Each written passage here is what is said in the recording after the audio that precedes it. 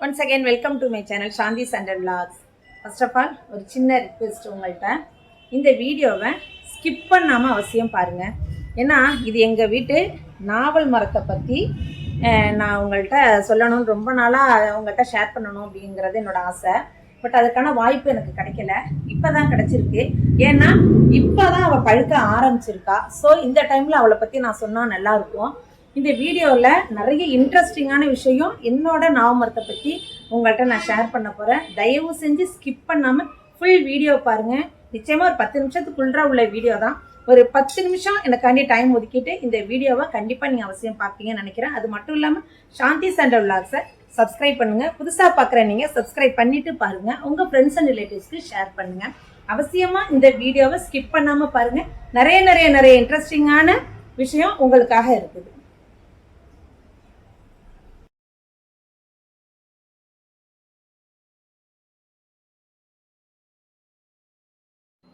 எங்கள் நாவல் மரத்துக்கு கிட்டத்தட்ட 60 வயசு ஆகுது அப்படின்னு சொல்லிட்டு எங்கள் வீட்டுக்காரவங்க சொன்னாங்க. ஏன்னா அவங்கெல்லாம் பிறக்கிறதுக்கு முன்னாடியே எங்கள் மாமனார் ஏதோ ஒரு சப்போட்டா கன்று அப்படின்னு கொண்டு வந்து வச்சதாகவும் அது பின்னாடி நாவல் மரமாக ஆயிடுச்சு அப்படின்னும் சொன்னாங்க. எங்கள் மாமனாரே 100 வயசுக்கு மேலே இருந்திருக்காங்க. அதுக்கப்புறம் தான் எங்கள் மாமனார் இப்போ இறந்து ஒரு 15 வருஷம் ஆகுதுன்னு வச்சுக்கோங்களேன். அப்போ இந்த நாவல் மரம் எங்களுக்கு ரொம்ப ஸ்பெஷல். பாருங்களேன், ஒவ்வொரு பழமும் அப்படியே பார்த்தா அப்படியே கருப்பு லட்டு எப்படி இருக்குமோ அது மாதிரி இருக்கும். மிகப்பெரிய பழமாக இருக்கும். அதாவது ஒரு எலுமிச்சம்பழம் சைஸுக்கு இருக்கும். அந்த அளவுக்கு நாவல் பழம் இருக்கும். கீழே பாருங்கள், தரையை பார்த்தீங்களா? தரை முழுக்க கரையாக இருக்குது பார்த்தீங்களா? ஏன்னா இது எல்லாமே நாவப்பழம் கொட்டி அப்படியே தெரிச்சு போகும். அது பாருங்கள், ஒரு தெரிச்சு எப்படி இருக்கு பாருங்க. அப்படியே டார்க் வயலட் கலர்ல இருக்கு பாருங்க. தரையெல்லாம் ஒரு மாதிரி அசிங்கமா இருக்கும், கரையா இருக்கும். கரை நல்லது அப்படின்ட்டு ஒரு விளம்பரத்துல சொல்றது மாதிரி ஃபுல் அண்ட் ஃபுல்லா கரையாவே இருக்கும். ஏறி பறிக்கிறதுங்கிறது தான் கொஞ்சம் கடினம். ஏன்னா ஆள் கிடைக்க மாட்டாங்க. அளக்கு வச்சு கொஞ்சோண்டு நான் இன்னைக்கு பறிச்சிருக்கேன், காமிக்கிறேன் பாருங்க. கைக்கு எட்டின தூரத்துல மேலே ஏறி பறிச்சது தான் அது. பாக்கி எல்லாமே கீழே விழற பழங்கள் தான். எல்லாத்தையுமே பொறுக்கி தெருவில் உள்ளவங்களுக்கு, அக்கம் பக்கத்தில் உள்ளவங்களுக்கு எல்லாருக்குமே கொடுத்துருவோம். நாங்கள் அவ்வளவுக்கு நாங்கள் சாப்பிட மாட்டோம். ஏதோ மிஞ்சி போனால் எங்கள் வீட்டுக்காரங்க ஒரு 4-5 பழம் சாப்பிடுவாங்க. நான் ஏதோ 1-2. என்னுடைய குழந்தைங்க புஜிமாச்சின்னும் 2 பேருமே அறவே சாப்பிடவே மாட்டாங்க. இந்த மரத்தை பற்றி சொல்லணும்னா ரொம்ப ஸ்பெஷலுங்க. ஏன்னா நான் கல்யாணம் ஆகி வந்தப்போ எனக்கு நாவல் மரம் கொல்லையில் இருக்கிறத பார்த்தோன்னே ரொம்ப ஷாக்காக இருந்துச்சு. ஏன்னா எங்கள் வீட்டில் நாங்கள் சின்ன பிள்ளையா இருக்கும்போது எங்கள் பாட்டி சொன்னது, நாவ மரத்துல எல்லாம் பேய் இருக்கும், அங்கே போகக்கூடாது அப்படின்ட்டு சொல்லி தான் எங்களை வளர்த்தாங்க. பட் இங்கே பார்க்கும்போது நாவ மரம் இருந்தோன்னே எனக்கு அதிர்ச்சியாகி, ஐயோ என்னது நாவ மரம் இருக்குது, இங்கே பேய் இருக்குமே அப்படின்னு நான் சொல்லி கேட்டப்பெல்லாம் எங்கள் அத்தை ஐயோ அப்படிலாம் கிடையாதுமா, அதெல்லாம் எதுவுமே கிடையாதுங்க. எந்த நேரமாக இருந்தாலும் நம்ம பழங்கள்லாம் கொல்லையில் பழக்கம் இருக்கும், அதனால பயப்படவே வேண்டியது இல்லாமல் அதெல்லாம் கிடையாதுமான்னாங்க. அதே மாதிரி எங்கள் நாத்தனார் பசங்கள் சாட்டர்டே சண்டே வீட்டுக்கு வந்தால் உடனே இந்த நாவமரத்து கீழே தான் நிற்பாங்க. அந்த பயங்கிறதே கிடையாதுங்க. இன்னும் சொல்ல போனால் எனக்கு மிகப்பெரிய ரொம்ப க்ளோஸ் தோழியாகவும் ஆயிட்டா இவ.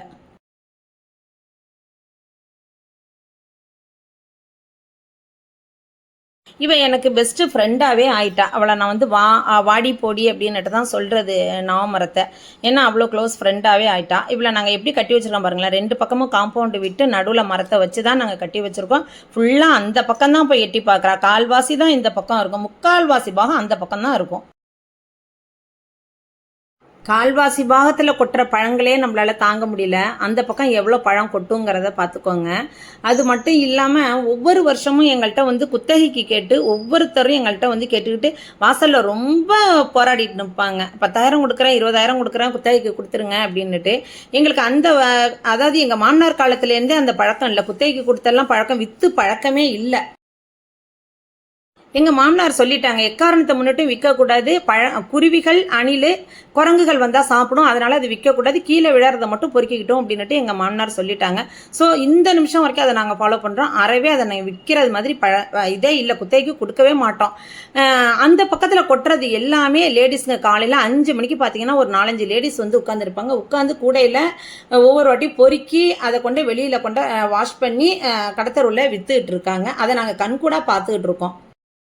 ஆனால் நாங்கள் ஸ்ட்ரிக்டாக சொல்லிட்டோம், எவ்வளோ வேணாலும் நீங்கள் பொறுக்கிட்டு போங்க, ஆனால் மரத்து மேலே மட்டும் ஏறாதீங்கிறத நாங்கள் ஸ்ட்ரிக்டாக சொல்லிட்டோம். நாங்களுமே யாராவது ஆள் கிடச்சா மேலே ஏறி பறித்து தெருவில் உள்ளவங்களுக்கு, ரிலேஷன்ஸ்க்கு கொடுக்கறது வழக்கமாக வச்சுக்கிட்டு இருக்கோம். மற்றபடி இந்த கீழே கொட்டுறது அதெல்லாம் தெருவில் உள்ளவங்களுக்கே கொடுத்துருவோம். அது போக பாக்கி ரொம்ப இதெல்லாம் தூக்கி கீழே போட்டுருவோம், அவ்வளோதான். இப்போ அந்த சைடு வந்து 2 வீலர் ஸ்டாண்டு இருக்குது. அதுக்கு முன்னாடி எல்லாம் வந்து ஒரு 6-7 வருஷத்துக்கு முன்னாடி எல்லாம் வந்து அந்த பக்கம் எதுவுமே கிடையாது, வெறும் கொள்ளையாக தான் இருக்கும். ஸோ பின்பக்கம் ரோடு, மெயின் ரோடு, ஸ்கூல் பசங்க ரோட்டில் போகிறவங்கெல்லாம் வந்து மரத்தை பார்த்து கல்லை தூக்கி தூக்கி விட்டறிவாங்க. பழுத்த மரம் கல்லடிப்படும் அப்படின்னு சொல்கிறது நிஜம்தானே. கல்லால் தூக்கி விட்டறிவாங்க.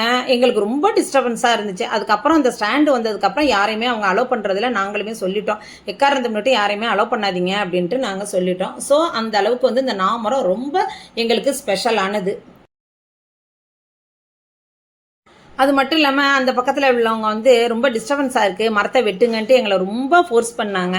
நாங்கள் வெட்டலாம் அப்படின்னு நாங்கள் நினைக்கும் போதெல்லாம் ஏதாவது சம்திங் மிராக்கிள், அது சொல்ல முடியாத வார்த்தைகளால் சொல்ல முடியாத மிராக்கிள் வந்து நடக்கும்.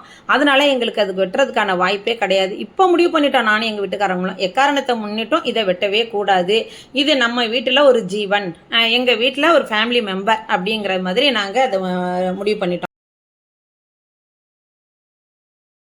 நான் உங்கள்கிட்ட ரொம்ப அறுவையை போடுறதா நீங்கள் நினச்சிக்கிட்டு இருப்பீங்க. இல்லைங்க, எனக்கு இது ரொம்ப ஆசை. இதை உங்கள்கிட்ட வந்து ஷேர் பண்ணணும் அப்படிங்கிறது எனக்கு ரொம்ப ரொம்ப ஆசையாக இருந்துச்சு. அதனால தான் அதுக்கான நேரம் காலம் பார்த்துக்கிட்டு இருந்தேன். அது பழுக்கிற ஸ்டேஜில் உங்கள்கிட்ட நான் சொல்லலாம் அப்படிங்கிறதுனால தான் நான் இவ்வளோ நாளாக வெயிட் பண்ணிகிட்டு இருந்தேன். நான் யூடியூப் ஆரம்பித்து இப்போ தான் ஒரு 3 or 4 months தான் ஆகுது. ஸோ இந்த நேரத்தில் உங்கள்கிட்ட நான் சொல்கிறதுல இதை சந்தோஷப்படுறேன்.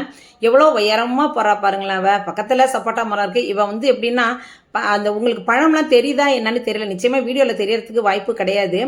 பட்டு அவ்வளவு கருப்பு தாங்க. மேலே வந்து பச்சை பசேல்னு பச்சை போர்வைக்குள் கருப்பு முத்துக்கள் அப்படிங்கிற மாதிரி சொல்லலாம்னு நினைக்கிறேன். அந்த அளவுக்கு இருக்குது. பழம் ஃபுல் அண்ட் ஃபுல்லாக பழமாகவே இருக்குது. நான் ரொம்ப வளவலன்னு பேசி உங்கள்கிட்ட அருவை போடுறேங்கிறது எனக்கே தெரியுது. பட்டு நான் இந்த யூடியூப் ஆரம்பித்த அந்த 4 மாதத்தில் என்னோட நாள் மரத்தை பற்றி உங்கள்கிட்ட ஷேர் பண்ணணும்னு நான் ரொம்ப ஆசைப்பட்டேன். அதை தான் உங்கள்கிட்ட நான் இப்போ சொல்லிகிட்டு இருக்கேன். தயவு செஞ்சு இதை அருவையாக நினைக்காதீங்க.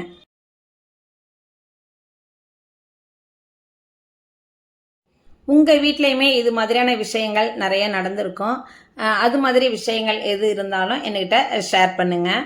என்னுடைய குடும்ப உறுப்பினர் மாதிரி நீங்கள். அதனால தான் உங்கள்கிட்ட இவ்வளோ விஷயங்களை நான் ஷேர் பண்ணிகிட்ருக்கேன். இவ ஒரு கற்பக விருட்சங்க. ஏன்னா அவ்வளோ பேருக்கு இவ சாப்பாடு கொடுக்குறா. அவ்வளோ உயிரினங்கள் அது மேலே வசிக்கிறாங்க. அத்தனை பேருக்கும் இவ சாப்பாடு கொடுக்குறா. ஸோ அதனால் இவ ஒரு கற்பக விருட்சமாக தான் எனக்கு தோணுது. நான் தான் முன்னாடியே சொன்னது மாதிரி இவளை எனக்கு ரொம்ப பிடிக்கும். இவ என்னுடைய பெஸ்ட்டு ஃப்ரெண்டு.